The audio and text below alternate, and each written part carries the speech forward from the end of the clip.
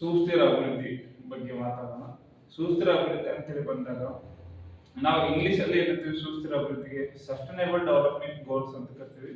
Present ಎಷ್ಟಿದೆ sustainable development goals ಯಾರು ಹೇಳ್ತೀರಾ? 17 ಇದಾವೆ ಹೌದಾ?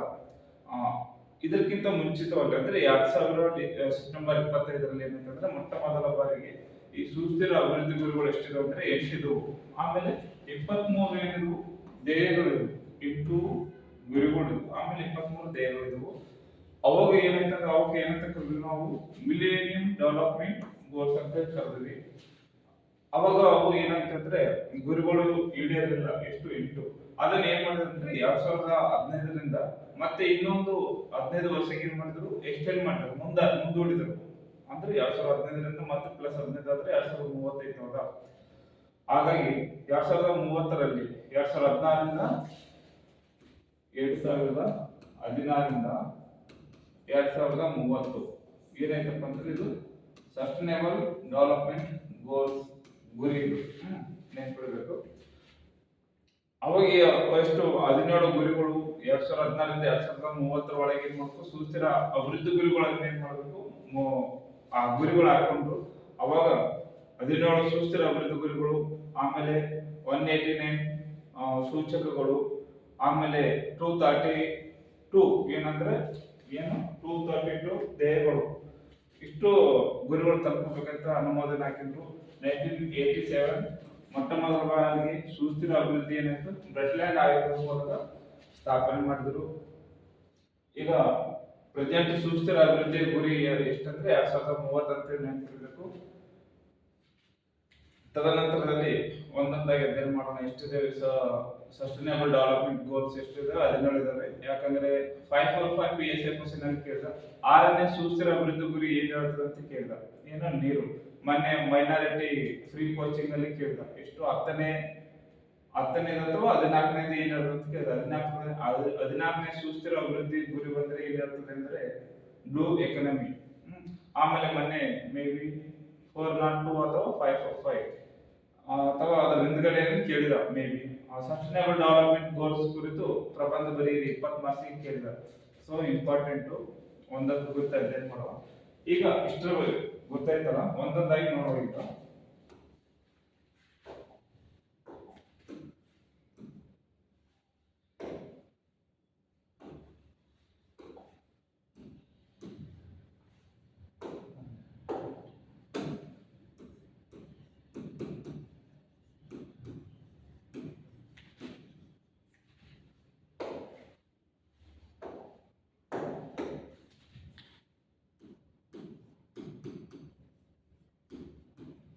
ಅದೇನೇಳು ಸುಸ್ಥಿರ ಅಭಿವೃದ್ಧಿ ಗುರಿಗಳು. ಸುಸ್ಥಿರ ಅಭಿವೃದ್ಧಿಯ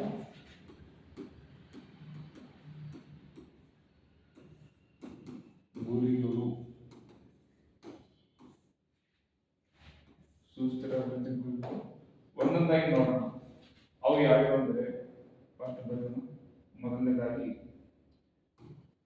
ಬಡತನ. ಬಡತನ ಬಗ್ಗೆ ನೋಡೋಣ. ಏನಿದು ಬಡತನ ಅಂತ ಹೇಳಿ ಬಂದಾಗ, ಒಬ್ಬ ವ್ಯಕ್ತಿಯು ವಾಸ ಮಾಡಲು ಅಂದ್ರೆ ಜೀವಿಸಲು ಅವನಿಗೆ ಬೇಕಾದ ಕನಿಷ್ಠ ಮೂಲಭೂತ ಅವಶ್ಯಕತೆಗಳಾದ ಊಟ ಆಗಿರ್ಬೋದು, ಬಟ್ಟೆ ಆಗಿರ್ಬೋದು, ವಸತಿ ಆಗಿರ್ಬೋದು, ಶಿಕ್ಷಣ ಆಗಿರ್ಬೋದು, ಇವುಗಳ ಕೊರತೆ ಇದ್ದರೆ ನಾವೇನ್ತೀವಿ, ನಾವು ಬಡವರು ಅಂತ ಕರಿತೀವಿ. ಅಥವಾ ಒಬ್ಬ ವ್ಯಕ್ತಿಯು ಒಂದು ದಿನಕ್ಕೆ 180 ರೂಪಾಯಿಗಿಂತ ಕಡಿಮೆ ಹಣವನ್ನು ಹೆಚ್ಚಿಗೆ ಹಣವನ್ನು ಖರ್ಚು ಮಾಡಕ್ ಆಗ್ಲಿಲ್ಲ ಅಂತ ಹೇಳ್ತಾರೆ, ಅವ್ರಿಗೆ ನಾವೇನ್ತೀವಿ, ನಾವು ಬಡವರು ಅಂತ ಕೂಡ ಕರಿತೀವಿ. ಅಂತ ಒಬ್ಬ ವ್ಯಕ್ತಿ ಜೀವನ ಮಾಡಲು ಕನಿಷ್ಠ ಮೂಲಭೂತ ಅವಶ್ಯಕತೆಗಳು ಇರಲಿಲ್ಲ ಅಂದ್ರೆ ನಾವು ಅಂತವ್ರಿಗೆ ಏನಂತೀವಿ, ಬಡವರು ಅಂತ ಕರಿತೀವಿ. ರೀಸೆಂಟ್ ಆಗಿ 2025ರಲ್ಲಿ ಬಡತನ ಮುಕ್ತ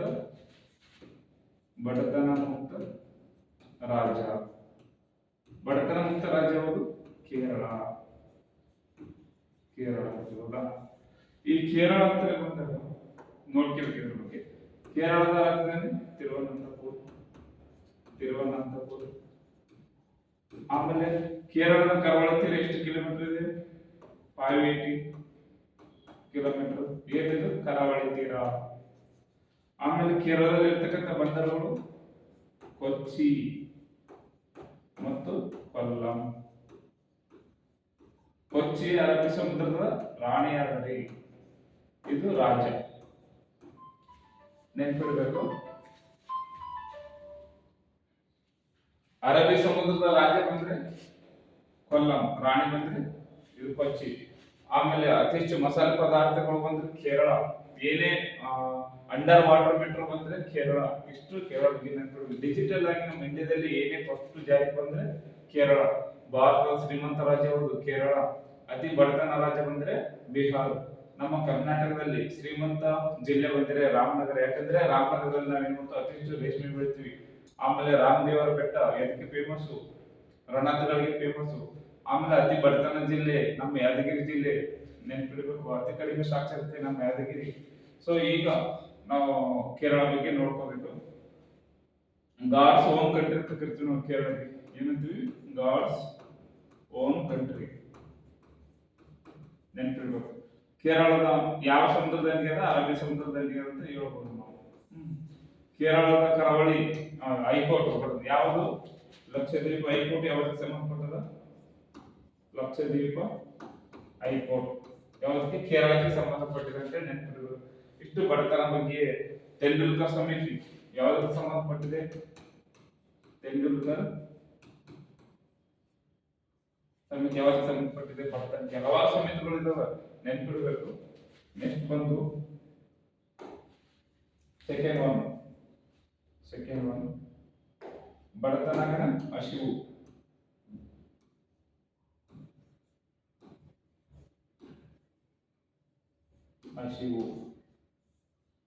ಏನದು ಹಸಿವು ಅಂದ್ರೆ ಏನು? ಹಸಿವಪ್ಪ ನಮ್ಮ ಭಾರತದಲ್ಲಿ ಹಸಿವು ಅಂದ್ರೆ ಏನು? ನಾವು ಊಟ ಮಾಡ್ಬೋದಾ? ಹಸಿವು ಅಂತ ತಿಳ್ಕೊಬೇಕು. ನಮ್ಮ ಭಾರತದಲ್ಲಿ ಅತಿ ಹೆಚ್ಚು ಹಸಿವಿನಿಂದ ಬಳತಕ್ಕಂಥ ರಾಜ್ಯ ಬಂದ್ರೆ ಬಿಹಾರ. ಯಾಕಂದ್ರೆ ಅಲ್ಲಿ ಅತಿ ಹೆಚ್ಚು ಬಡತನ ಇದೆ. ನಮ್ಮ ಕರ್ನಾಟಕದಲ್ಲಿ ಬಂದ್ರೆ ಅತಿ ಹೆಚ್ಚು ಹಸಿವಿನಿಂದ ಬಳಲುವುದು ಯಾದಗಿರಿ. ಆಮೇಲೆ ರಾಯಚೂರು, ಕೊಪ್ಪಳ, ಹೀಗೆ ಹತ್ತರ ಪ್ರದೇಶಗಳು ಜಾಸ್ತಿ ಬಡತನ ಇದೆ. ಈ ಒಂದು ನೋಡ್ರಿ, ರಾಯಚೂರು ಬಂದಾಗ ಅತಿ ಹೆಚ್ಚು ಭತ್ತ ಬೆಳಿತೀವಿ. ಆದ್ರೂ ಕೂಡ ಅಲ್ಲಿ ಕಲುಷಿತ ನೀರಿನ ಪ್ರಮಾಣ ಹೆಚ್ಚಿದೆ. ಹೌದಾ? ಯಾದಗಿರಿ ಕೂಡ ಬಡತನ ಜಿಲ್ಲೆ. ಹಂಗಾಗಿ ಇಲ್ಲಿ ಜಾಸ್ತಿ ಹಸಿವಿನಿಂದ ಜನರು ಬಳಲ್ತಿರ್ತಾರೆ, ನೆನಪಿರ್ಬೇಕು. ಥರ್ಡ್ ಒನ್ ಆರೋಗ್ಯ.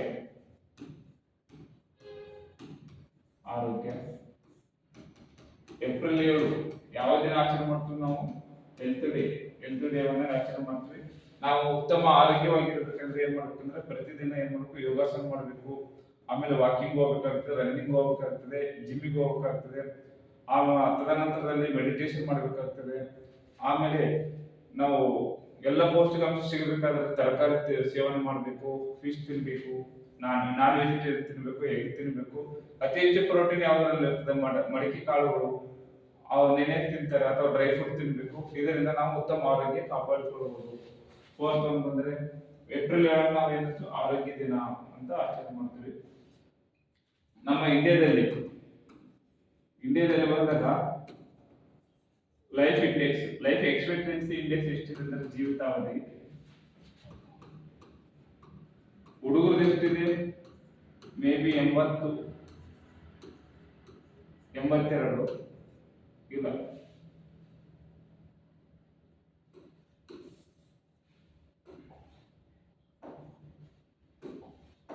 ಪುರುಷರು ಬಂದ್ರೆ ಪುರುಷರ ಜೀವಿತಾವಧಿ ಮೇ ಬಿ 72. ಮಹಿಳೆಯರ ಜೀವಿತಾವಧಿ 75. ನಾವು ಹಳ್ಳಿಗಳಲ್ಲಿ ನೋಡಿರ್ಬೇಕು, ಮನೆಯಲ್ಲಿ ಹೋದಾಗ ಮೊದಲ ಫೋಟೋ ಗೋಡೆಗೆ ಯಾವ್ದು ಇರ್ತದೆ ಅಂದ್ರೆ ತಾತಂದಿರ್ತದೆ. ಯಾಕಂದ್ರೆ ಪುರುಷನಿಗೆ ಅತಿ ಹೆಚ್ಚು ಒತ್ತಡ ಇರ್ತದೆ. ಸ್ತ್ರೀಯರು ಏನ್ ಮಾಡ್ತಾರೆ? ಮನೇಲಿ ಕೂಡ್ತಾರೆ, ತಿಂತಾರೆ. ಹಂಗಾಗಿ ಜಾಸ್ತಿ ದಿನ ಬಾಳಿಕೆ ಬರ್ತಾರೆ. ಅವರು ಒಳ್ಳೊಳ್ಳೆ ಊಟ ಮಾಡ್ತಾರೆ, ಜಾಸ್ತಿ ಊಟ ಮಾಡ್ತಾರೆ. ನಾವು ಹೊರಗಡೆ ಹೋಗ್ತೀವಿ, ಡ್ರಿಂಕ್ಸ್ ಮಾಡ್ತೀವಿ, ಸ್ಮೋಕಿಂಗ್ ಮಾಡ್ತೀವಿ ಹುಡುಗರು. ಹಾಗಾಗಿ ಬೇಗ ಏನ್ ಮಾಡ್ತಾರೆ? ಹೋಗಿ ಹಾಕೊಂಡು ಹೋಗ್ತಾರೆ ಅಂತ ನೆನಪಿರ್ಬೇಕು. ಬಟ್ ಅತಿ ಹೆಚ್ಚು ಜೀವಿತಾವಧಿ ಅತಿ ಹೆಚ್ಚಾಗಿದೆ ಮಹಿಳೆಯರಿಗಿದೆ. ವಿಶ್ವದಲ್ಲಿ ಅತಿ ಹೆಚ್ಚು ಜೀವಿತಾವಧಿ ಹೊಂದಿದ ದೇಶ ಬಂದ್ರೆ ಜಪಾನ್. ಅಲ್ಲಿ ಕಡಿಮೆ, ಎವರೇಜ್ ಅಂದ್ರೆ 100. ನೆನಪಿರ್ಬೇಕು. ಬಡತನ ಆಯ್ತು, ಹಸಿವು ಇತ್ತು, ಆರೋಗ್ಯ ಇತ್ತು. ಫೋರ್ತ್ ಅಂತ ಶಿಕ್ಷಣ. ಏನು ಇದು ಶಿಕ್ಷಣ ಅಂದ್ರೆ ಸಾಕ್ಷರತೆ. ಯಾವ ಒಬ್ಬ ವ್ಯಕ್ತಿಗೆ ಓದಲು ಮತ್ತು ಬರೆಯಲು ಬರುತ್ತದೆ ಅಂತವರನ್ನ ನಾವೇನಂತೀವಿ ನಾವು ಸಾಕ್ಷರರು ಅಂತೀವಿ. ಯಾವ ಒಬ್ಬ ವ್ಯಕ್ತಿಗೆ ಓದಲು ಮತ್ತು ಬರೆಯಲು ಬರೋದಿಲ್ಲವೋ ಅಂತವರನ್ನ ಅನಕ್ಷರಸ್ಥರು ಅಂತೀವಿ. ನಮ್ಮ ಇಂಡಿಯಾದಲ್ಲಿ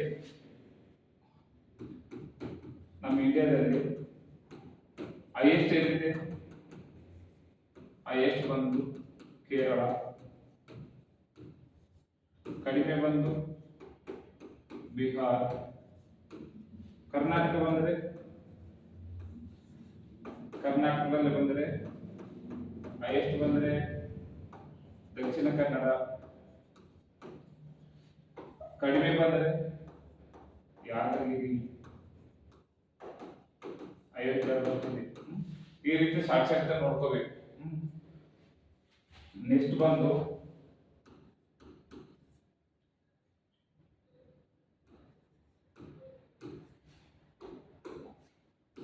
ಐದನೇ ಬಂದು ಲಿಂಗ ಅಸಮಾನತೆ.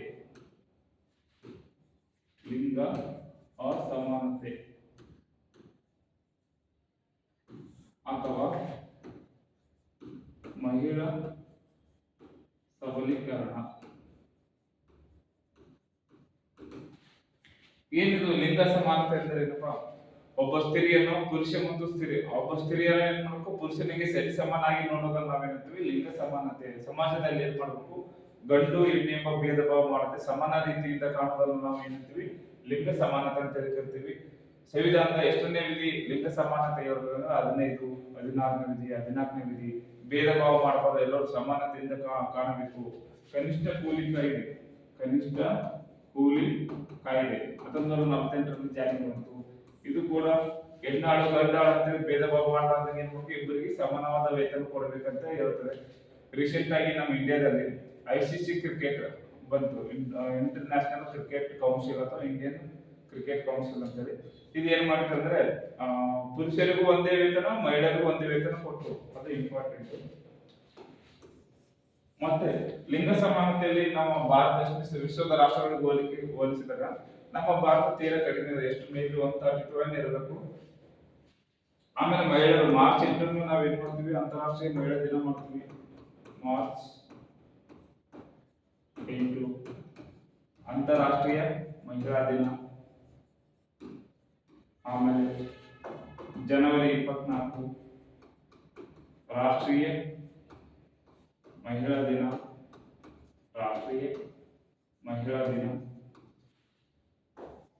2001 ಮಹಿಳಾ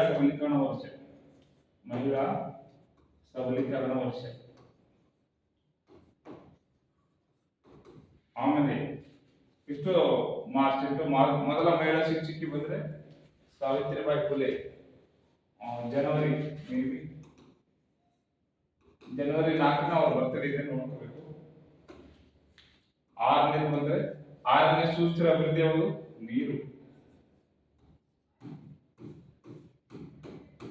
ನೀರು ಬಗ್ಗೆ ಕೂಡ ಮಾತಾಡಬಹುದು. ನೀರಿನ ಅಂಶಸೂತ್ರ ಏನು? H2O. ಪ್ರಸ್ತುತ ನೋಡ್ರಿ, ಈ ರೀಸೆಂಟ್ ಆಗಿ ಬಂದಾಗ ಅಂತರ್ಜಲ ಕಡಿಮೆಯಾಗಿ ನೀರಿನ ಕುಡಿಯುವ ನೀರು ಅಂದ್ರೆ ಪ್ರತಿಯೊಬ್ಬ ವ್ಯಕ್ತಿಗೆ ಶುದ್ಧ ಕುಡಿಯುವ ನೀರು ಸಿಗ್ತಿಲ್ಲ. ಈಗ ನೋಡ್ರಿ, ಹೈದರಾಬಾದ್ ಕರ್ನಾಟಕದಲ್ಲಿ ರಾಯಚೂರು, ಯಾದಗಿರಿ, ಗುಲ್ಬರ್ಗ, ಕೊಪ್ಪಳ ಅಲ್ಲಿ ಸುತ್ತಮುತ್ತ ಇರ್ತಕ್ಕಂಥ ನೀರು ಏನಾಗಿದೆ, ಜಾಸ್ತಿ ಕುಡಿಯುವ ನೀರಿನಲ್ಲಿ ಕ್ಯಾಲ್ಸಿಯಂ ಪ್ರಮಾಣ ಜಾಸ್ತಿ ಇದೆ. ಆ ನೀರು ಕುಡಿಯೋದ್ರಿಂದ ಏನಾಗ್ತದೆ ಅಂದ್ರೆ ಅವ್ರ ಹಲ್ಲುಗಳು ಕಂದಾಗಿರ್ತವೆ ಜಾಸ್ತಿ. ಆಮೇಲೆ ಕಲುಷಿತ ನೀರು ಕುಡಿದು ಎಷ್ಟೋ ಜನರು ರಾಯಚೂರಲ್ಲಿ ಮೊನ್ನೆ ಚಿಕ್ಕ ಮಕ್ಕಳಲ್ಲಿ ಸತ್ತೋದ್ರು. ಅದು ನ್ಯೂಸ್ ಪೇಪರ್ ಅಲ್ಲಿ ಬಂದಿತ್ತು. ನೀರಿನ ಅಂಶಸೂತ್ರ H2O. ಆಮೇಲೆ ವಿಶ್ವ ಜಲ ದಿನ ಯಾವಾಗ? ಮಾರ್ಚ್ 22. ಮಾರ್ಚ್ 20 ಬಂದ್ರೆ ಗುಬ್ಬಚ್ಚಿ ದಿನ. ಮಾರ್ಚ್ 21 ಬಂದ್ರೆ ಅರಣ್ಯ ದಿನ. ಮಾರ್ಚ್ 23 ಬಂದ್ರೆ ಹವಾಮಾನ ದಿನ, ನೆನಪಿಡಬೇಕು. 24 ಬಂದ್ರೆ ಕುಷ್ಠರೋಗ ನಿರ್ಮೂಲನಾ ದಿನ, TB ದಿನ ಅಂತ ನೆನಪಿಡಬೇಕು. ವಿಶ್ವ ಜಲ ದಿನ ಮಾರ್ಚ್ 22 ಅಂತ ನೆನಪಿಡಬೇಕು. ಆಮೇಲೆ ನಮ್ಮ ಕ್ಯಾಚ್ ದಿ ರೈನ್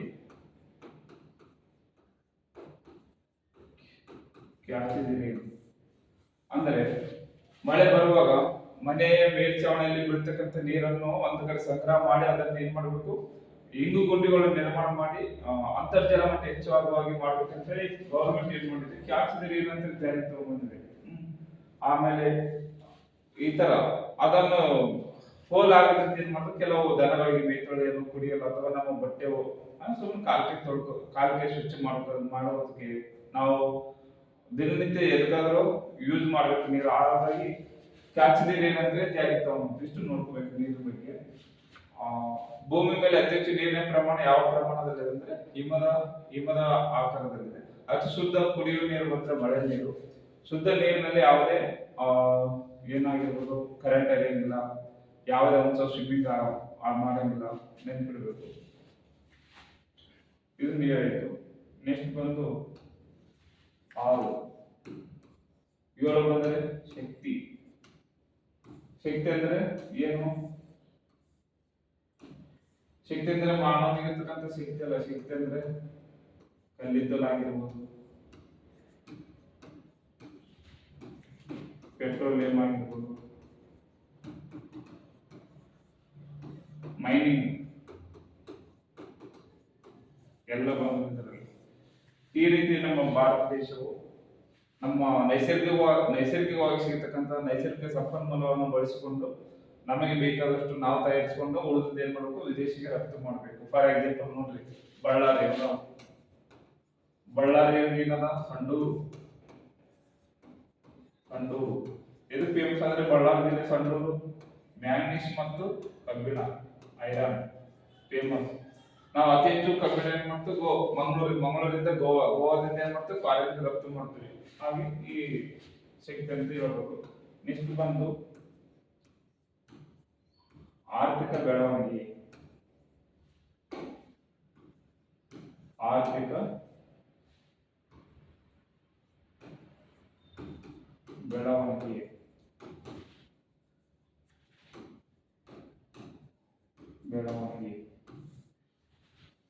ನೈಸರ್ಗಿಕವಾಗಿ ಸಿಗ್ತಕ್ಕಂಥ ಸಂಪನ್ಮೂಲಗಳನ್ನು ಬಳಸಿಕೊಂಡು ವಿದೇಶಕ್ಕೆ ರಫ್ತು ಮಾಡಿದಾಗ ಏನಂತ ನಮ್ಮ ದೇಶದ ತಲಾದಾಯ ಹೆಚ್ಚಾಗುತ್ತದೆ.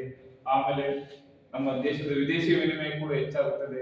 ಈಗ ಎಕನಾಮಿಕಲಿ ನಮ್ಮ ಭಾರತ ಈಗ ಡೆವಲಪ್ಡ್ ಕಂಟ್ರೀಸ್ ಬರ್ತವೆ, developing country, under developing country, 3 ರೀತಿಯ ಕಂಟ್ರಿಗಳು ಬರ್ತವೆ.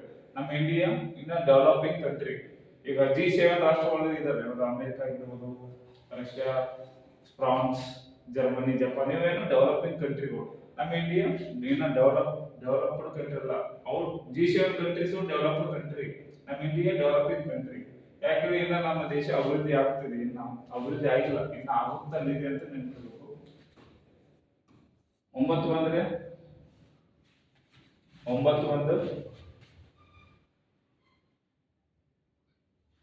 9 ಕೈಗಾರಿಕೆ ಮತ್ತು ನಾವೀನ್ಯತೆ. ಕೈಗಾರಿಕೆ ಮತ್ತು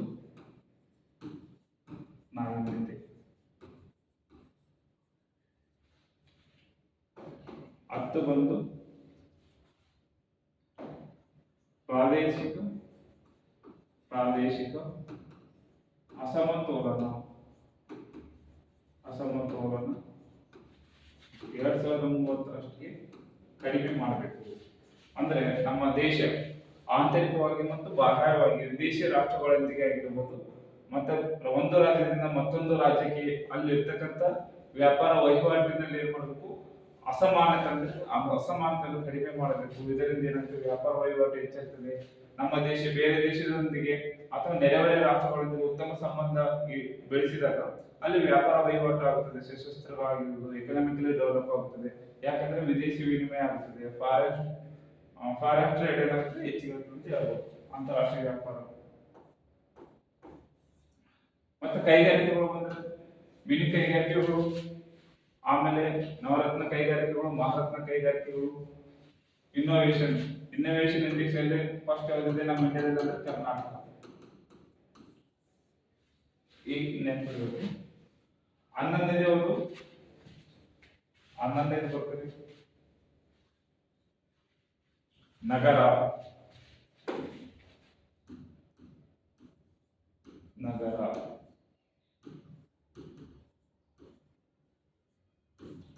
ಭಾರತದಲ್ಲಿ ಇತ್ತೀಚೆಗೆ ಏನಾಗ್ತಿದೆ ಅಂದ್ರೆ ಮಹಾನಗರಗಳ ಪಾಲಿಕೆ ಹೆಚ್ಚಾಗ್ತಿದೆ ಅಂತ ನೆನಪಿಡಬೇಕು. ಯಾಕಂದ್ರೆ ಮುಂಬೈ ಆಗಿರ್ಬೋದು, ಮಹಾರಾಷ್ಟ್ರದಲ್ಲಿ ಮುಂಬೈ ಆಗಿರ್ಬೋದು, ಅತಿ ಹೆಚ್ಚು ನಗರಗಳಲ್ಲಿ ಮುಂದುವರೆದದ್ದು. ನಮ್ಮ ಕರ್ನಾಟಕದಲ್ಲಿ ಬೆಂಗಳೂರು ಆಗಿರ್ಬೋದು, ವಿಶ್ವದಲ್ಲಿ ಅತಿ ಹೆಚ್ಚು ಜನದಟ್ಟಣೆ ಹೆಚ್ಚಾಗ್ತಿದೆ ಅಂತ ಹೇಳ್ಬೋದು. ಟ್ರಾಫಿಕ್ ಜಾಮ್ ಫಸ್ಟ್ ನ್ಯೂಯಾರ್ಕ್ ಬಿಟ್ಟರೆ ಸೆಕೆಂಡ್ ನಮ್ಮ ಬೆಂಗಳೂರು.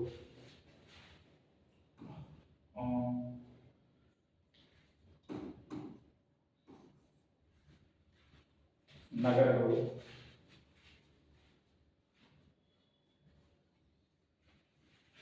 ಹನ್ನೆರಡು ಬಂದು ಉತ್ಪಾದನೆ 13 ಬಂದು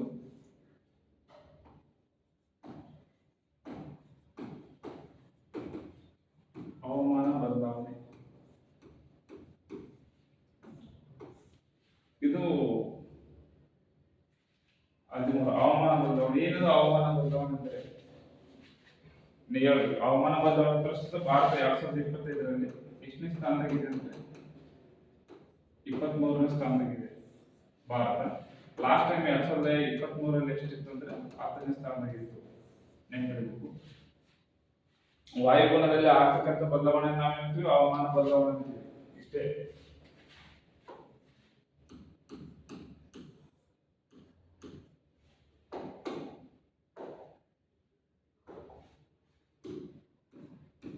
ಹದಿನಾಲ್ಕು ಬಂದು blue economy.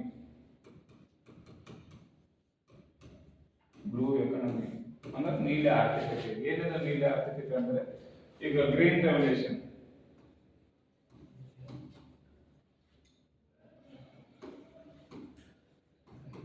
Blue revolution fish.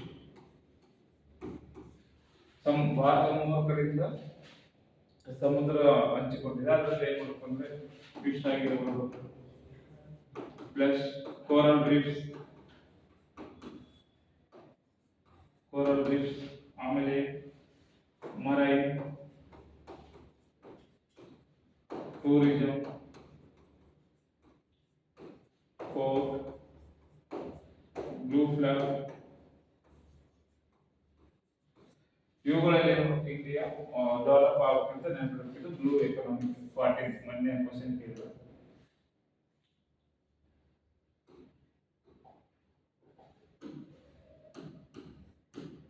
15 ಬಂದ್ರೆ ಫಸ್ಟ್ ಯಾವುದು ಬ್ಲೂ ಎಕಾನಮಿ. 15 ಯಾವುದು? 15 ಬಂದು ಪರಿಸರ ರಕ್ಷಣೆ. ಪರಿಸರ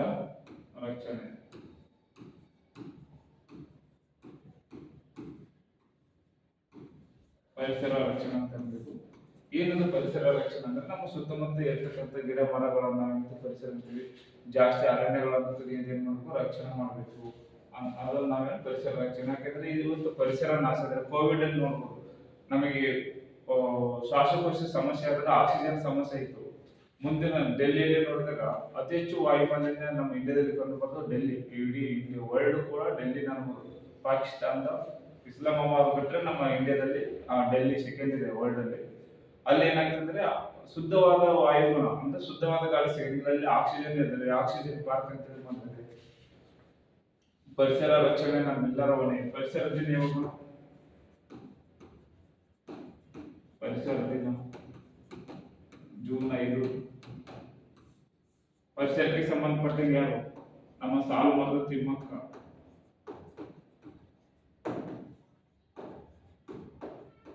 ಸಾಲು ಮರದ ತಿಮ್ಮಕ್ಕ ರೀಸೆಂಟ್ ಆಗಿ ಇವ್ರು ಏನಾದ್ರು ಡೆತ್ ಆದ್ರು.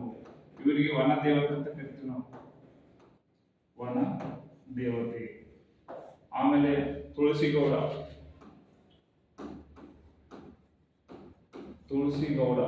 ಇವರಿಗೆ ಏನಂತೀವಿ ನಾವು? ವನ ದೇವತೆ. ಇಲ್ಲ, ತುಳಸಿಗೌಡದ ವೃಕ್ಷ ಮಾತೆ ಅಂತ ಕರಿತೀವಿ. ಪರಿಸರ ದಿನ ಬಂದ್ರೆ ಜೂನ್ 5. ಸಾಲುಮರದ ತಿಮ್ಮಕ್ಕನ ಯಾವ ಅಂದ್ರೆ ತುಮಕೂರು. ಇವರಿಗೆ ಯಾವುದೇ ಮಕ್ಕಳು ಇರಲಿಲ್ಲ. ಹಾಗಾಗಿ ಏನ್ ಮಾಡ್ತಾರೆ, 4 ಕಿಲೋಮೀಟರ್ ಏನ್ ಮಾಡ್ತಾರೆ, ಸುಮಾರು 400 ಮರಗಳನ್ನು ನೆಟ್ಟರು. ಮರಗಳೇ ಮಕ್ಕಳೆಂದು ಕೇಳಿಸಿ ಸಾಕ್ತಾರೆ ಇವರು. ಹಾಗಾಗಿ ಇವರಿಗೆ ಪದ್ಮಶ್ರೀ ಅವಾರ್ಡ್ ಬಂದಿದೆ. ಈ ರೀಸೆಂಟ್ ಆಗಿ ಡೆತ್ ಆದ್ರು ಸಾಲುಮರ ತಿಮ್ಮಕ್ಕ ಅವರು. ಇವರ ಹೆಸರಿನಲ್ಲಿ ಅವಾರ್ಡ್ಗಳನ್ನು ಸ್ಥಾಪನೆ ಮಾಡಬೇಕಂದ್ರೆ ಕರ್ನಾಟಕ ಸರ್ಕಾರ ಚಿಂತನೆಯಲ್ಲಿದೆ. ಮತ್ತೆ ಇದು ಪರಿಸರ ದಿನ ಜೂನ್ 5. ವಾಯು ಮಾಲಿನ್ಯ ಕಾಯ್ದೆ ಎಷ್ಟು 1974. ಪರಿಸರ ಸಂರಕ್ಷಣಾ ಕಾಯ್ದೆ ಬಂದ್ರೆ 1986. ಜಲಮಾಲಿನ್ಯ ನಿಯಂತ್ರಣ ಕಾಯ್ದೆ ಬಂದ್ರೆ 1981. ಇಷ್ಟು ನೆನಪಿಡಬೇಕು ಪರಿಸರದ ಬಗ್ಗೆ.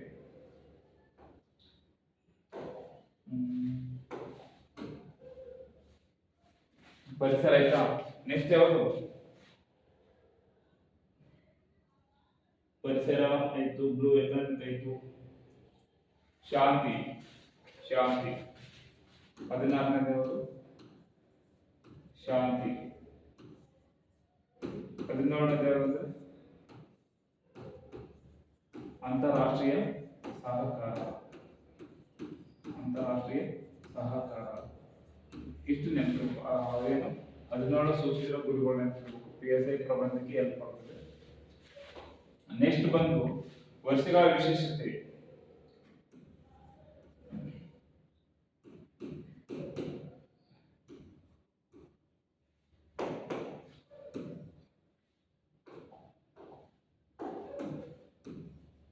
ಎರಡು 2016ರಿಂದ 2030 ಇದೇನಂದ್ರೆ SDG ಸುಸ್ಥಿರ ಅಭಿವೃದ್ಧಿ ಗುರಿಗಳ ಗುರಿ 2025ರಿಂದ 2030. ಇದು ಏನಕ್ಕೆ ಯಾವಾಗ ಫೇಮಸ್ ಇದೆ ಅಂದ್ರೆ ನಾವೀನ್ಯತೆ ವರ್ಷ,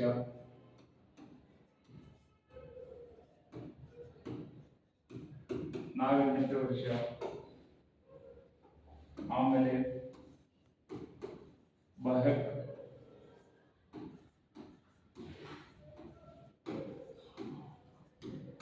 ಬಾಹ್ಯಾಕಾಶ ವರ್ಷ ನೆನಪಿಡಬೇಕು. ಮತ್ತೆ 2030 ಅಂದ್ರೆ ಕಾಮನ್ವೆಲ್ತ್.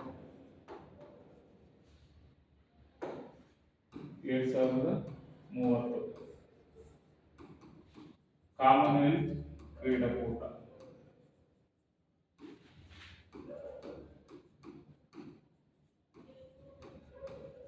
ಕಾಮನ್ವೆಲ್ತ್ ಕ್ರೀಡಾಕೂಟ ಎಲ್ಲಿ? ನಮ್ಮ ಗುಜರಾತಿನ ಅಹಮದಾಬಾದ್.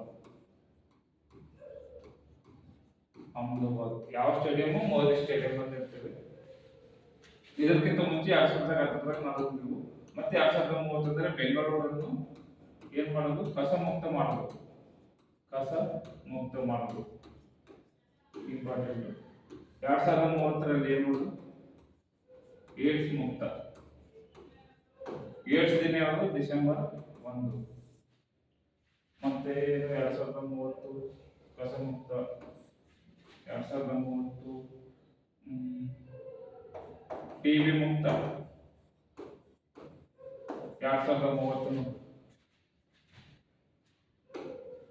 2027 ಕುಷ್ಠರೋಗ ನಿರ್ಮೂಲನೆ.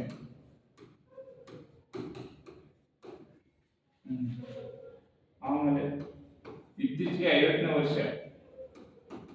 ವರ್ಷ ಆಚರಣೆ ಮಾಡೋದಕ್ಕೆ ನಾವು ಹೇಳ್ತೀವಿ ಸುವರ್ಣ ಮಹೋತ್ಸವ. ಏನು? ಸುವರ್ಣ ಮಹೋತ್ಸವ ಅಂತ ಕರಿತೀವಿ. ಈ ಯಾವ್ದಾವ್ದು 50ನೇ ವರ್ಷ ಇತ್ತೀಚೆಗೆ ಆಚರಣೆ ಮಾಡಬೇಕಂತ ಅದು ನೆನಪಿಡಬೇಕು. 50 ವರ್ಷ ಅಂದ್ರೆ 1975ರಿಂದ 2025. ಇದಕ್ಕೆ ನಾವ್ ಏನಂತೀವಿ? ಸುವರ್ಣ ಮಹೋತ್ಸವ. ಎಷ್ಟು ವರ್ಷ ಆಗ್ತದೆ? 50 ವರ್ಷ ಆಗ್ತದೆ.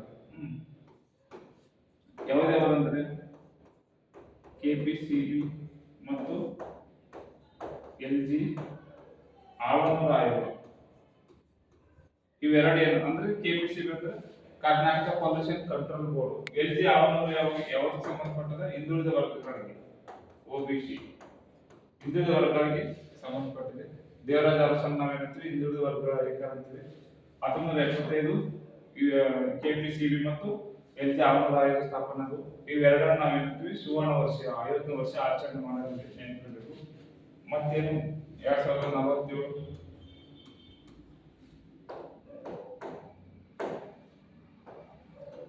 2047 ಈ 2047 ಬಂದ್ರೆ ಭಾರತಕ್ಕೆ ಸ್ವತಂತ್ರ ಬಂದು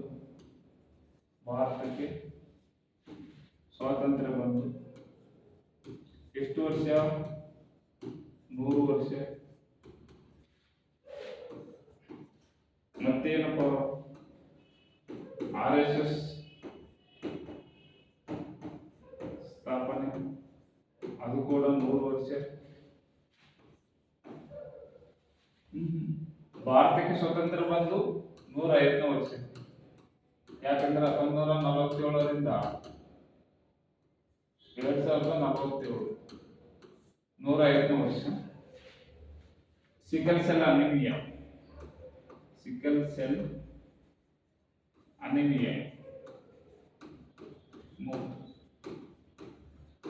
ಆಮೇಲೆ ಮೈಸೂರಿನ ಯಾವಾಗಪ್ಪ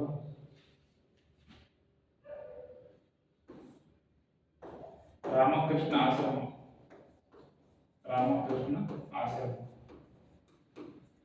ಈ 100 ವರ್ಷ ನೋಡಿ. ಇದೆಲ್ಲ 100 ವರ್ಷ ಆಚರಿಸ್ತಿದ್ದೀವಿ. 2047 100 ವರ್ಷ. ಯಾವತ್ತಕ್ಕೆ ಅಂದ್ರೆ RSS ಸ್ಥಾಪನೆಯಾಗಿ 100 ವರ್ಷ ಇತ್ತು. ಸಿಕಲ್ ಸೆಲ್ ಅನಿಮಿಯಾ ಮುಕ್ತ ಕೂಡ 100 ವರ್ಷ ಇತ್ತು. ಮೈಸೂರಿನಲ್ಲಿ ರಾಮಕೃಷ್ಣ ಮಿಷನ್ ಇದೆ, ಅವ್ರ ಸ್ಥಾಪನೆಯಾಗಿ 100 ವರ್ಷ ಇತ್ತು. ಇಷ್ಟು ಇವು ನೆನಪಿರಬೇಕು. 2047 ಬಂದ್ರೆ ಭಾರತಕ್ಕೆ ಸ್ವತಂತ್ರ ಸಿಕ್ಕು ಎಷ್ಟು ದಿನ ಇತ್ತು? 105ನೇ ವರ್ಷ ಆಚರಣೆ ಮಾಡಲಿದೆ. ಆಮೇಲೆ 2047ರಲ್ಲಿ ಸಿಕಲ್ ಸೆಲ್ ಅನಿಮಿಯಾ ಮುಕ್ತ. ಆಮೇಲೆ 2047ರಲ್ಲಿ ಒಲಿಂಪಿಕ್ ಮತ್ತು ಪ್ಯಾರಾ ಒಲಿಂಪಿಕ್ ಕ್ರೀಡಾಕೂಟ ನಮ್ಮ ಭಾರತದಲ್ಲಿ ನಡೆಯಲಿದೆ. ಇಷ್ಟು ನೆನಪಿರಬೇಕು. ಆಮೇಲೆ ಇನ್ನೊಂದು ಗಾಂಧೀಜಿಯವರ ಆಟೋಬಯೋಗ್ರಫಿ ಯಾವುದು? ನನ್ನ ಸತ್ಯಾನ್ವೇಷಣೆ.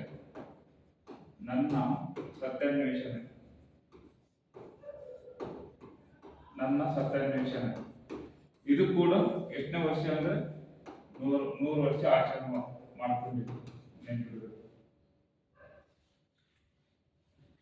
ಯಾವುದು? ಗಾಂಧೀಜಿಯವರ ಆಟೋಬಯೋಗ್ರಫಿ. ನಂತರ ಏನ್ ಮಾಡಿದ್ರು? ನರೇಗಾ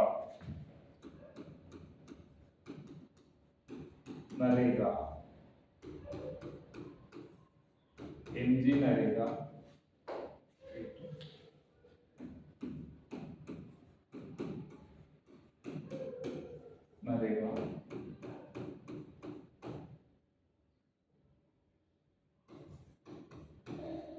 ಮನರೇಗಾ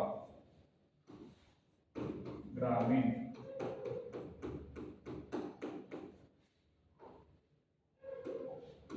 ನರೇಗಾ ಸ್ಥಾಪನೆ ಆಗಿರೋದು 2005, ಇದಾಗಿರೋದು 2019, ಇದಾಗಿರೋದು 2025. ಇದು ಒಂದು ವರ್ಷದಲ್ಲಿ ಒಬ್ಬ ವ್ಯಕ್ತಿಗೆ ದಿನಗೂಲಿ ಎಷ್ಟು? 100 ದಿನ ಒಂದು ವರ್ಷದಲ್ಲಿ. ಇದು ಕೂಡ 100 ದಿನ. ಇದು ಏನ್ ಮಾಡಿತು? 125 ದಿನಕ್ಕೆ ಏನ್ ಮಾಡಿದ್ರು? ಹೆಚ್ಚಿಗೆ ಮಾಡಿದ್ರು. ನರೇಗಾ ಅನ್ನೋದು national rural employment guarantee act ಅಂತ ಹೇಳಿ. ಇದಕ್ಕೆ ಏನ್ ಮಾಡಿದ್ರು ಅಂದ್ರೆ 2009ರಲ್ಲಿ Mahatma Gandhi national rural employment guarantee act ಅಂತ ಜಾರಿಗೆ ತಂದರು. ಅದು 2009ರಲ್ಲಿ. ಒಂದು ವರ್ಷದಲ್ಲಿ ಒಬ್ಬ ವ್ಯಕ್ತಿ ಏನ್ ಮಾಡೋದು? 100 ದಿನ ಉದ್ಯೋಗ ಕೊಡೋದು. ಪಂಚಾಯತಿ ಸಚಿವಾಲಯದಲ್ಲಿ ಬರ್ತದೆ. ನ್ಯಾಷನಲ್ ಪಂಚಾಯತಿ ಸಚಿವಾಲಯದಲ್ಲಿ ಬರ್ತದೆ. ಒಬ್ಬ ವ್ಯಕ್ತಿಗೆ ಕನಿಷ್ಠ 280 ರೂಪಾಯಿ ದಿನಗೂಲಿ ಕೊಡ್ಬೇಕಂತ ಹೇಳ್ತಾರೆ. ಆಮೇಲೆ ಇದನ್ನು ಮನರೇಗಾ MG ನರೇಗಾ ಇದ್ದದ್ದು ಏನ್ ಮಾಡಿದ್ರೆ 2025ರಲ್ಲಿ ಗ್ರಾಮೀಣ ಅಂತ ಮಾಡಿದ್ರು. ಬಾಪೂಜಿ ಗ್ರಾಮೀಣ ರೋಜ್ಗಾರ್ ಯೋಜನೆ.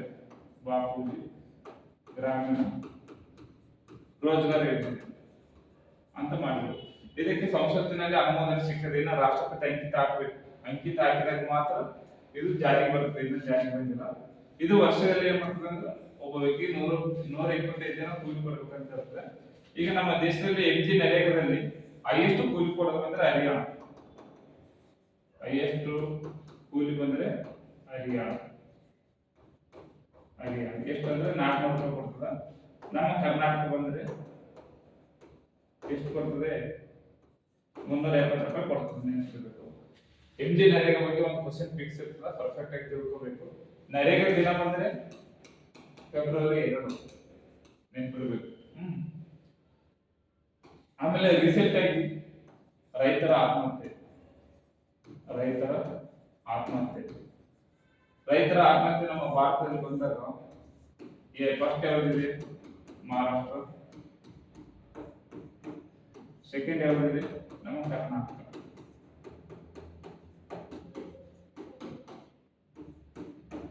ರೈತರ ಆತ್ಮಹತ್ಯೆ ಇದೆ. ಮತ್ತೆ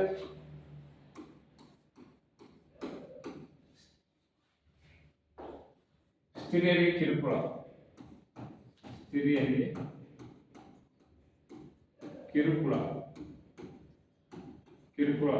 ನಮ್ಮ ಭಾರತದಲ್ಲಿ ಸ್ತ್ರೀಯರಿಗೆ ಕಿರುಕುಳ ಕೊಡೋದ್ರಲ್ಲಿ ಫಸ್ಟ್ ಯಾವ್ದಿದೆ? ಉತ್ತರ ಪ್ರದೇಶ್. ಅತಿ ಹೆಚ್ಚಿದು ಉತ್ತರ ಪ್ರದೇಶದಲ್ಲಿ ಸ್ತ್ರೀಯರಿಗೆ ಲೈಂಗಿಕ ಕಿರುಕುಳ ಆಗಿರ್ಬೋದು, ಮಾನಸಿಕ ಕಿರುಕುಳ ಆಗಿರ್ಬೋದು, ಹೆಣ್ಣು ಮಕ್ಕಳ ಏನ್ ಮಾಡೋದು ಹತ್ಯೆ ಆಗಿರ್ಬೋದು, ಅತಿ ಹೆಚ್ಚು ಕಂಡು ಬರೋದು ಉತ್ತರ ಪ್ರದೇಶ. ಕಡಿಮೆ ಬಂತು ನಾಗಾಲ್ಯಾಂಡ್. ಈ ನಾಗಾಲ್ಯಾಂಡ್ ಅಲ್ಲಿ ಏನ್ ಮಾಡ್ತಾರೆ? ಆರ್ಬಿಟ್ ಪಕ್ಷಿಗಳ ಉತ್ಸವ. ಯಾವ ಭಾಷೆ? ಇಂಗ್ಲಿಷ್ ಭಾಷೆ ಮಾತಾಡ್ತಾರೆ. ಯಾವ ಬುಡಕಟ್ಟು? ನಾಗಾ ಬುಡಕಟ್ಟು. ನೆನಪಿಡಬೇಕು. ಈ ವರದಿ ಅಂದ್ರೆ ಮಹಿಳೆಯರಿಗೆ ಅತಿ ಹೆಚ್ಚು ತೊಂದರೆ ಕೊಡೋದು ಆಗಿರ್ಬೋದು, ರೈತರ ಆತ್ಮಹತ್ಯೆ, ಇದೆಲ್ಲ ಯಾವ್ದು ರಿಪೋರ್ಟ್ ರೆಡಿ ಮಾಡ್ತಾರೆ? NCRB, national crime record bureau. ಇದೇನ್ ಮಾಡ್ತಾರೆ ಅಂದ್ರೆ ಸ್ತ್ರೀಯರಿಗೆ ಸಂಬಂಧಪಟ್ಟಂತೆ ಅತ್ಯಾಚಾರ ಆಗಿರ್ಬೋದು, ಆಮೇಲೆ ರೈತರ ಸಂಬಂಧಪಟ್ಟಂತೆ ಸುಸೈಡ್ ಆಗಿರ್ಬೋದು, ಇದೆಲ್ಲ ಸರ್ವೆ ಮಾಡೋದು NCRB ಅಂತ ನೆನ್ಪಿಡಬೇಕು. ಕೆಲವು ಹೆಲ್ಪ್ ಲೈನ್ ಕೂಡ ನೆನ್ಪಿಡ್ಬೇಕು. ಯಾವ್ದೆಲ್ಲ help line? 1930 cyber crime help line. ಆಮೇಲೆ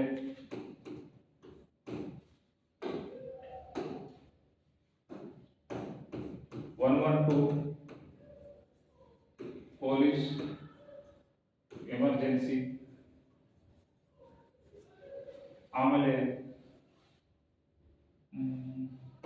14490 ಮಹಿಳಾ ಸಹಾಯವಾಣಿ.